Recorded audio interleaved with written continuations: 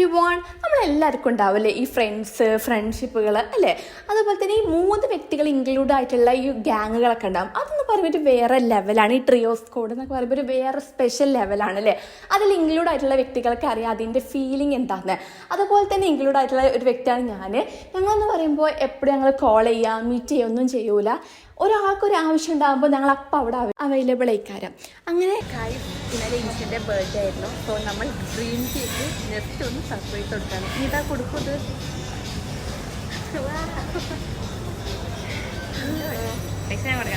ഞങ്ങൾ ഈ ഒരു ഫ്രണ്ട്ഷിപ്പ് തുടങ്ങിയത് 7ാം ക്ലാസ്സിൽ നിന്നാണ്. അന്ന് ഞങ്ങൾക്ക് കുറേ ഫാമിലിയിൽ നിന്ന് റെസ്ട്രിക്ഷൻസ് ഒക്കെ ഉള്ളത് കാരണം ഞങ്ങൾക്ക് അങ്ങനെ പുറത്തേക്കൊന്നും കറങ്ങാനോ ഒന്നിനും പോകാൻ പറ്റിയില്ല.